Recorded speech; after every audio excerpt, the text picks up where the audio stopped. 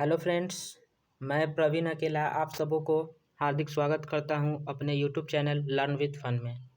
दोस्तों, जैसा कि आप लोग जानते हैं, आज हम लोग बीएड सेकेंड ईयर के कोर्स 9 C9 एक पेपर है जिसमें असेसमेंट फॉर लर्निंग के बारे में पढ़ना है।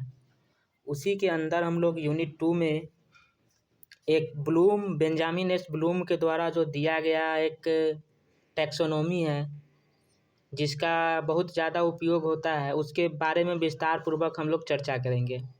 देखिए, आपका कोई भी यूनिवर्सिटी हो, बिहार यूनिवर्सिटी हो, पाटलिपुत्रा हो, मुंगेर हो, मगध यूनिवर्सिटी हो, चाहे कोई भी यूनिवर्सिटी हो, ठीक है, उसमें एक ये क्वेश्चन बहुत इंपॉर्टेंट है और इसको ध्यान से पढ़िएगा। ये सिर्फ आपका C9 पेपर में ही नहीं, आपका मेथड पेपर में भी, आपका लेसन प्लान में भी, मतलब कई जगह पर ये बहुत ही उपयोगी प्रश्न है, उपयोगी बिंदु है, जिसको कि आज हम लोग डिस्कस करने जा रहे हैं इस वीडियो के अंदर। तो आप सबों से रिक्वेस्ट है कि कृपया इस चैनल को सब्सक्राइब करें, लाइक और शेयर भी करना ना भूलें, क्योंकि देखिए, आप लोग जब लाइक और शेयर कीजिएगा तो हमें मोटिवेशन मिलेगा, जिससे हम अच्छे अच्छे वीडियो आप सबों तक पहुंचाएंगे। तो देखिए दोस्तों, ब्लूम टैक्सोनॉमी जो है बेंजामिन एस ब्लूम के द्वारा दिया गया था, तो इसी के बारे में आज हम लोग बहुत विस्तार पूर्वक अध्ययन करेंगे। और यह जो है 1956 ईस्वी में बेंजामिन एस ब्लूम के द्वारा दिया गया था। तो इससे रिलेटेड क्वेश्चन जो है अलग अलग पेपर में अलग अलग तरीक़ा से आता है। तो इसको आप एक बार यदि ध्यान से पढ़ लीजिएगा ना, तो सारे पेपर में आप इसको सॉल्व अच्छे से डिस्कस कर पाइएगा। तो देखिए, C9 पेपर में जो है यूनिट 2 है अधिगम का आकलन, असेसमेंट ऑफ लर्निंग। उसमें आपका क्वेश्चन किस तरह से पूछता है, उसमें क्वेश्चन इस तरह से पूछेगा, जैसे बेंजामिन एस ब्लूम जो है मूल्यांकन के 3 पक्ष दिए थे, जिसमें संज्ञानात्मक पक्ष, भावात्मक पक्ष और क्रियात्मक पक्ष, ये 3 पक्ष थे। तो इस तीनों पक्ष के बारे में हम लोग आज डिस्कस करेंगे। तो चलिए वीडियो शुरू करते हैं। देखिए, प्रश्न इसमें इस तरह से पूछेगा कि शैक्षिक मूल्यांकन, ठीक है, हम लोग शिक्षा के क्षेत्र में भी पढ़ रहे हैं, तो इसमें जो भी मूल्यांकन होगा शैक्षिक मूल्यांकन ही होगा। और इसमें प्रश्न इस तरह से बनेगा कि शैक्षिक मूल्यांकन के संज्ञानात्मक, भावनात्मक और क्रियात्मक पक्षों की विश्लेषण करें। तो दोस्तों, वीडियो शुरू करते हैं। चलिए, देखिए, बेंजामिन एस ब्लूम जो है, इन्होंने जो टैक्सोनॉमी दिया, मूल्यांकन का टैक्सोनॉमी, ठीक है, संज्ञानात्मक, भावात्मक और शारीरिक कौशल यानी मनोक्रियात्मक भी इसको कह सकते हैं, या गत्यात्मक कौशल भी कहते हैं। तो चलिए शुरू करते हैं वीडियो। देखिए, पहले कोई भी प्रश्न का जब हम उत्तर देंगे तो उसमें प्रस्तावना जरूर लिखेंगे, इंट्रोडक्शन। देखिए, लिखा हुआ है, हम जानते हैं कि वर्तमान समय की शिक्षा प्रणाली बाल केंद्रित शिक्षा प्रणाली है, अतः शिक्षा में ऐसा उद्देश्य होना चाहिए जिससे बालक का सर्वांगीण विकास हो। ये तो आप लोग समझ ही रहे हैं। फिर आगे लिखा हुआ है, शैक्षिक उद्देश्य का सबसे आधुनिक एवं वैज्ञानिक ढंग से वर्गीकरण बेंजामिन एस ब्लूम तथा उनके सहयोगियों ने या सहयोगियों द्वारा 1956 ईस्वी में किया गया था, ठीक है। आगे लिखा है, ब्लूम के इस शैक्षिक वर्गीकरण को टैक्सोनॉमी ऑफ एजुकेशनल ऑब्जेक्टिव्स के नाम से भी जाना जाता है, ठीक है। ब्लूम टैक्सोनॉमी को टैक्सोनॉमी ऑफ एजुकेशनल ऑब्जेक्टिव्स के नाम से भी जाना जाता है।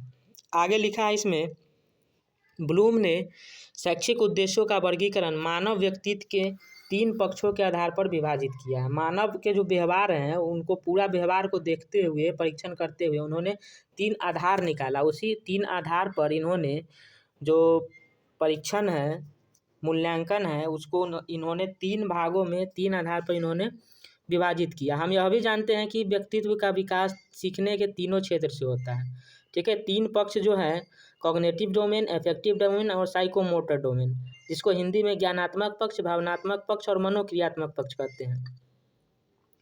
दोस्तों, ये 3 पक्ष जो है बेंजामिन एस ब्लूम और उसके सहयोगियों द्वारा 1956 ईस्वी में दिया गया था।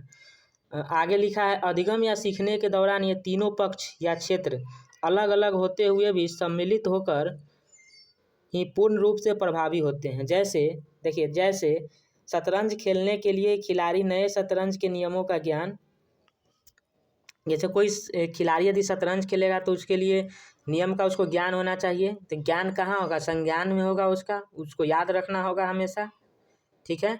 फिर खेल के प्रति ध्यान, रुचि एवं अभिवृत्ति, यानी उसका भावात्मक पक्ष हुआ।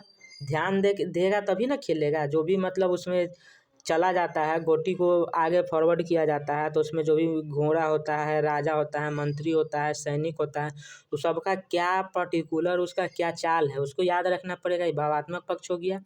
एवं खेल में मोहरा को जो है बोर्ड पर सही तरीके से सजाना या चलाना, यह उसका मनोक्रियात्मक यानी साइकोमोटर वाला पक्ष हो गया। तो एक शतरंज के खेल के द्वारा हमने आपको यह समझा दिया कि इसमें मनुष्य का जो 3 पक्ष है, ज्ञानात्मक, भावात्मक और मनोक्रियात्मक, कैसे काम करता है। ठीक है, तो अब चलिए पहला जानेंगे ज्ञानात्मक पक्ष के क्या उद्देश्य हैं। देखिए, ज्ञानात्मक पक्ष के उद्देश्य में वैसे उद्देश्य को शामिल किया जाता है जिनका संबंध स्मरण या प्रत्यक्षीकरण करने तथा बौद्धिक योग्यताओं के विकास करने से है। ठीक है, ज्ञानात्मक पक्ष जो है उसमें उद्देश्य, वैसा उद्देश्य को शामिल किया जाता है जिनका संबंध ज्ञान के स्मरण, प्रत्यक्षीकरण तथा बौद्धिक योग्यताओं के विकास करने से है। अर्थात यह उद्देश्य मानसिक क्षमताओं से संबंधित है। मतलब मानसिक यानी दिमाग में जो चीज़ रहेगा उसको हम ज्ञानात्मक पक्ष कहेंगे। ठीक है, ज्ञानात्मक पक्ष के उद्देश्य को 6 वर्गों में बांटा गया है, जिन्हें सरल या निम्न स्तर से जटिल या ऊंचे स्तर के क्रम में व्यवस्थित किया गया है। ठीक है, तो देखिए तीनों पक्ष का 6 उद्देश्य है। ज्ञानात्मक का भी 6 है, मनोक्रियात्मक का भी 6 है और भावात्मक का भी 6 है। तो अभी हम लोग ज्ञानात्मक के 6 भाग जो है उसके बारे में पढ़ेंगे। 6 जो स्तर दिया गया है, उद्देश्य दिया गया, उसके बारे में पढ़ेंगे। तो पहला है ज्ञान। ज्ञान क्या है? सबसे निम्न स्तर है, यानी सबसे छोटा वाला, नीचे वाला। इसमें बच्चों को तथ्यों, आंकड़ों, जानकारी, शब्दों, नियमों, सिद्धांतों का प्रत्यास्मरण यानी रिकॉल या अभिज्ञान आदि कराने का प्रयास किया जाता है। ज्ञान उद्देश्य ज्ञानात्मक स्तर का निम्नतम उद्देश्य है। देखिए, अभी हम लोग जो पढ़ रहे हैं ज्ञानात्मक पक्ष में पढ़ रहे हैं, पहला, सबसे पहला जो है नॉलेज है। यह जो हम पहले बता चुके हैं, यह ज्ञानात्मक स्तर का सबसे निम्न स्तर है। और इसमें क्या किया जाता है कि जानकारी, नियम, सिद्धांत का रिकॉल कराया जाता है, यानी प्रत्यास्मरण कराया जाता है। फिर दूसरा है बोध। जब ज्ञान हो गया बच्चा को तब बोध करेगा, अवबोध करेगा, जिसको कॉम्प्रिहेंशन कहते हैं, यानी समझ। इस उद्देश्य में बच्चा को ज्ञान कराया जाता है, उसकी समझ विकसित की जाती है। अभी हम बताएं, अवबोध का, कॉम्प्रिहेंशन का मतलब होता है समझ। समझ विकसित हो गया, जब ज्ञान होगा तब समझ उसका विकसित होगा। जैसे अर्थ को समझना, समस्याओं की व्याख्या करना। नोट में लिखा है, बोध का अर्थ नवीन ज्ञान के प्रति समझ विकसित करना होता है। ठीक है, तो ज्ञान बोध के बाद तीसरा जो बिंदु है वो है अनुप्रयोग, यानी अप्लीकेशन। जब ज्ञान हो गया, बोध हो गया, तब क्या होगा? अनुप्रयोग, यानी उसका जो ज्ञान हमको हुआ है, बोध हुआ है, उसका हम प्रयोग करेंगे। जैसे अब मान लीजिए कि साइकिल चलाना सीख गए, तो अब साइकिल चलाएंगे, जब काम पड़ेगा तो चला सकते हैं। तो इसमें अनुप्रयोग में लिखा हुआ है, इसमें विद्यार्थी सीखे गए ज्ञान का उपयोग नवीन परिस्थितियों में समस्या के समाधान के लिए करता है। नवीन परिस्थिति, जैसे कोई बच्चा मान लीजिए कि जोड़ बनाना सीख गया है।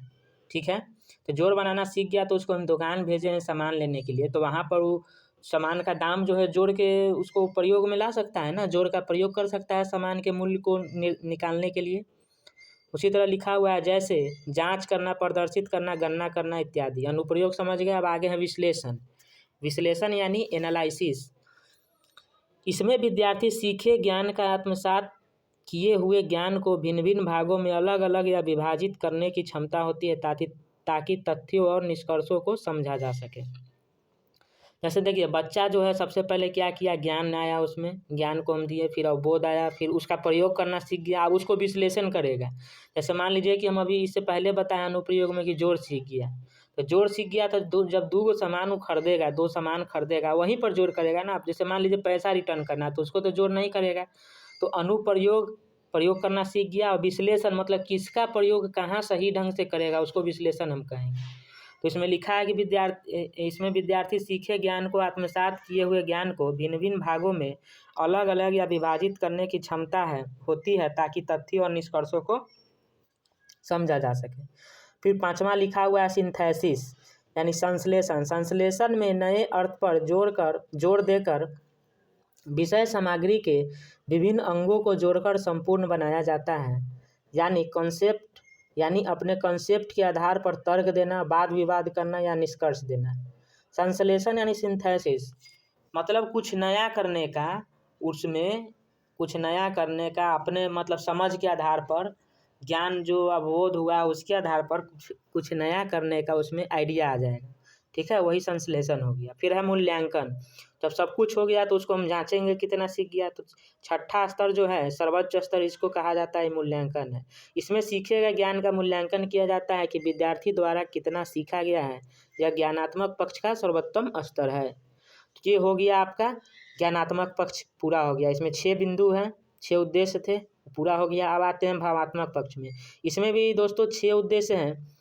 तो इसमें 6 उद्देश्य है, तो इसको हम समझेंगे। देखिए, भावात्मक पक्ष होता क्या है, जिसको अंग्रेजी में अफेक्टिव डोमेन कहते हैं। देखिए, भावात्मक पक्ष में वैसे उद्देश्य शामिल होते हैं जिनका संबंध बालक की रुचि, अभिवृत्ति, भावनाओं, संवेदनाओं तथा मूल्यों से है। ठीक है, भावात्मक पक्ष में क्या होता है, अफेक्टिव डोमेन में बालक का संबंध रुचि, अभिवृत्ति, भावना और संवेदना से होता है। भावात्मक पक्ष मुख्यतः बालक की अभिरुचि और अभिवृत्ति से जुड़ा हुआ है। ठीक है, इसमें आगे लिखा है भावात्मक पक्ष के उद्देश्यों को स्तर के आधार पर 6 भागों में विभाजित किया गया। हम पहले बता चुके हैं, तीनों को 6-6 भागों में विभाजित किया गया है। इसमें पहला भाग है अभिग्रहण करना, यानी ध्यान देना, यानी जिज्ञासा, यानी रिसीविंग और अटेंडिंग। अब इसको जानेंगे। देखिए, यह भावात्मक पक्ष का प्रथम और निम्न स्तर है। इसमें विद्यार्थी को सीखने के लिए इच्छुक होना चाहिए। मतलब विद्यार्थी इच्छुक होगा तभी जाके सीख पाएगा। जैसे प्रदूषण के प्रभाव को जानने के लिए इच्छुक होना, जब तक विद्यार्थी उसमें इंटरेस्ट नहीं लेगा, जब तक जानना नहीं चाहेगा, तब तक थोड़ी जान पाएगा। हम कितना हो, देखिए, बच्चा को क्यूरियस बनाना है। बाल केंद्रित शिक्षा प्रणाली में यही होता है कि बच्चा में जिज्ञासा पैदा करना है, उसको जागृत करना है। हम उसके ऊपर कितना हो प्रेशर दे देंगे, हम उसको सिखा नहीं सकते हैं जब तक कि वो स्वयं सीखने के लिए तैयार नहीं हो जाए। तो उसी तरह एग्जाम्पल दिया हुआ है कि प्रदूषण के प्रभाव को जानने के लिए इच्छुक होना।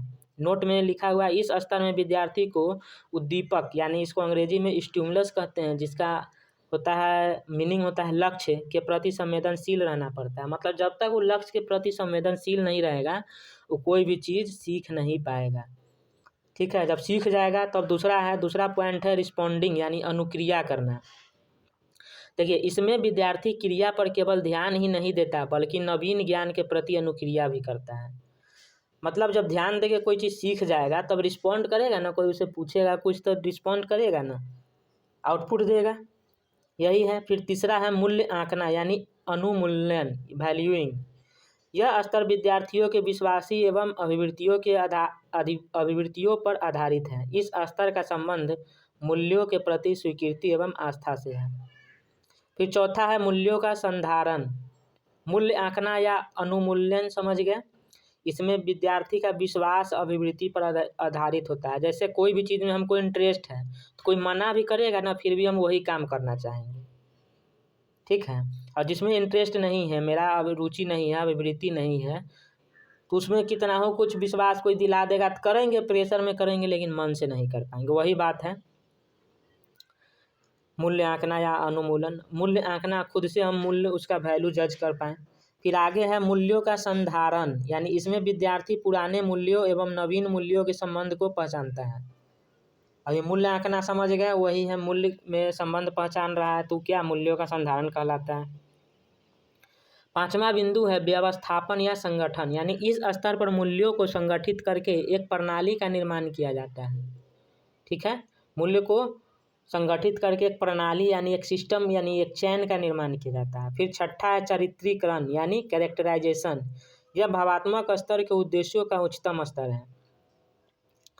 ठीक है, इस स्तर पर व्यक्ति मूल्यों के पूर्ण रूप से ग्रहण कर चुका होता है। जब मूल्य ग्रहण कर लेगा तब क्या होगा, उसका कैरेक्टराइजेशन यानी चरित्रीकरण हो जाएगा, चरित्र का निर्माण हो जाएगा उसका। इसमें देखिए, दूसरा जो भावात्मक पक्ष अभी आपको हम बताएं, इसमें 6 स्तर है। इसमें अभिग्रहण करना जो है सबसे निम्न स्तर है। फिर है दूसरा अनुक्रिया करना, तीसरा मूल्य आंकना, चौथा मूल्यों का संधारण, पांचवा व्यवस्थापन या संगठन, छठा चरित्रीकरण, यानी निम्न स्तर से उच्चतम स्तर तक। दोस्तों, आप लोगों से रिक्वेस्ट है, देखिए, जो हम अभी बेंजामिन एस ब्लूम के द्वारा दिया गया 3 जो उनके टेक्सोनॉमी में जो 3 पक्ष हैं, ठीक है, ज्ञानात्मक पक्ष, भावात्मक पक्ष और मनोक्रियात्मक पक्ष, इस तीनों पक्ष में 6-6 उद्देश्य हैं, 6-6 पॉइंट जो हैं। इस पॉइंट को लिखने के बाद आप लोगों से रिक्वेस्ट है कि फिगर ज़रूर बनाइएगा। फिगर एक ट्रायंगल का बनाना है, सबसे नीचे निम्न स्तर लिखना है और ऊपर में उच्चतम स्तर तक जाना है। तो इस तरह से बनाने से क्या होगा, सबसे पहले इसको समझिए। देखिए, एक तो देखने में अच्छा लगेगा, और दोस्तों हमने मतलब समय की कमी के कारण ट्रायंगल के बाहर लिख दिया है। तो आप सबों से रिक्वेस्ट है कि ट्रायंगल के यदि अंदर लिखिएगा, जहाँ हम नंबर दिए हैं, तो ज़्यादा अच्छा दिखेगा और आपका पेज भी कवर करेगा। यानी मान लीजिए एग्ज़ाम में आपको 6 पेज 7 पेज लिखना है, तो मैं 75% यानी एक पेज का 75% या एक पेज में पूरा आप इस चित्र को बनाते हैं तो एक पेज आपका कवर हो जाएगा। तो 6-6 प्रणाली जो है, 6-6 बिंदु जो हैं, उस 6-6 बिंदु में या 6 वर्ग में या 6 स्तर हम कहें तो 6 स्तर का फिगर जरूर बनाइएगा। ठीक है, तो 2 पक्ष हो गया हमारा, ज्ञानात्मक पक्ष और भावात्मक पक्ष। अब आते हैं मनोक्रियात्मक पक्ष पे। देखिए, मनोक्रियात्मक यानी इसका अंग्रेजी होता है साइकोमोटर डोमेन। मनोक्रियात्मक या क्रियात्मक पक्ष में वैसे उद्देश्यों को शामिल किया जाता है जिनका संबंध बालक के क्रियात्मक या मनोगत्यात्मक कौशलों से है। मनोगत्यात्मक यानी क्रियात्मक, हम जो कुछ भी काम करते हैं वही क्रियात्मक है। साइकोमोटर इसका अंग्रेजी है, मोटर मतलब गति, ठीक है, और साइको मतलब मनो, यानी मन की गति। हम जो अपने मन के अनुसार काम करेंगे, हमारा जो बॉडी मूवमेंट करेगा वही मनोगति, मनोक्रियात्मक, मनोगत्यात्मक इसको हम बोलते हैं। मनोगत्यात्मक पक्ष को 6 वर्गों में बांटा गया। इसमें भी 6 वर्ग है। पहला है उत्तेजना, इम्पल्सन जिसको बोलते हैं अंग्रेजी में। यह मनोक्रियात्मक पक्ष का प्रथम एवं निम्नतम स्तर है। इसमें विद्यार्थी क्रिया के प्रति उत्तेजना करता है। जैसे बच्चा जन्म लेता है तो उस समय उसमें उत्तेजना ज़्यादा होता है ना, क्रोध का उत्तेजना, प्यार का उत्तेजना, गुस्सा का उत्तेजना, स्वाभाविक क्रिया है, आप लोग जान रहे हैं। फिर दूसरा है कार्य करना यानी मैनिपुलेशन। इसमें बालक को उत्तेजना प्रदान की जाती है ताकि वह कोई गत्यात्मक क्रिया करता है। जैसे छोटा बच्चा को हम गुस्सा दिलाएंगे तो क्या करेगा, यदि हाथ में कोई चीज़ लिए हुए हो तो फेंक के मारेगा, यानी उसको हम गुस्सा दिला रहे हैं। या दूसरा एग्जाम्पल से हम ये समझेंगे कि हम क्रिकेट खेलने गए, जब तक हम यदि बैटिंग कर रहे हैं, जब तक मेरे पास बॉल नहीं आएगा तब तक हम बॉल में हिट करेंगे नहीं करेंगे। दूसरा एग्जाम्पल समझते हैं, हम क्लास में गए, मैथ पढ़ने गए या कोई भी सब्जेक्ट क्लास करने गए, तो हमको यदि क्वेश्चन जब तक नहीं मिलेगा हम सॉल्व करेंगे, क्या सॉल्व करेंगे, क्या उद्देश्य रखेंगे। तो वही बात है, जब तक हमको उत्तेजना नहीं मिलेगा कोई हम गत्यात्मक कार्य नहीं करते हैं। फिर तीसरा है नियंत्रण यानी कंट्रोल, किसी गत्यात्मक कौशलों से संबंधित क्रियाओं पर नियंत्रण करना। जैसे हम कोई भी काम करते हैं तो उस पर नियंत्रण करते हैं ना। जैसे हम कोई काम कर रहे हैं, ठीक है, तो हाथ से काम कर रहे हैं तो उस समय हमारा शरीर क्या होता है, स्थिर होता है, या स्थिर नहीं होता है तो दिमाग काम करते रहता है हाथ के अलावा। तो इसको जो नियंत्रण यानी कंट्रोल करने का काम है किसके द्वारा होता है, ब्रेन के द्वारा होता है। तो इस मनोक्रियात्मक यानी साइकोमोटर डोमेन में नियंत्रण भी एक बहुत इम्पोर्टेंट पक्ष कह सकते हैं इसको, ठीक है। फिर चौथा है सामंजस्य यानी कोऑर्डिनेशन। इस स्तर में विद्यार्थी विभिन्न क्रियाओं के मध्य सामंजस्य स्थापित करता है। नियंत्रण सामंजस्य हो गया, नियंत्रण समझ गए, सामंजस्य कोऑर्डिनेशन, यानी हम कोई काम कर रहे हैं तो हमारा बॉडी, हमारा जो काम करने का जो मतलब ऑर्गन है, अंग है, पैर से कर रहे हैं, हाथ से कर रहे हैं या मुंह से कर रहे हैं, बाकी के जो भी ऑर्गन होता है उसका जो कोऑर्डिनेशन होता है इस वर्क में, उसी को बताया गया है। फिर पांचवा स्तर है स्वाभाविकरण नेचुरलाइजेशन। इस स्तर में क्रियाओं के संपादन में स्वाभाविकता आता है। छठा है आदत निर्माण, यदि आदत निर्माण यानी हैबिट फॉर्मेशन इसको अंग्रेजी में बोलेंगे। आदत निर्माण क्रियात्मक पक्ष के विकास का उच्चतम स्तर है, समझ गए। फिर इस परिवर्तन की प्राप्ति पर छात्रों के व्यवहार में परिवर्तन आता है या व्यवहार विकसित होता है। देखिए, तीसरा जो मनोक्रियात्मक यानी साइकोमोटर पक्ष है, इसमें सबसे निम्नतम स्तर है उत्तेजना और सबसे उच्चतम स्तर है आदत का निर्माण। जब कोई काम हम करते रहेंगे लगातार तो 21 दिन के बाद क्या होता है, वो हमारे हैबिट में चेंज हो जाता है यानी आदत में बदल जाता है।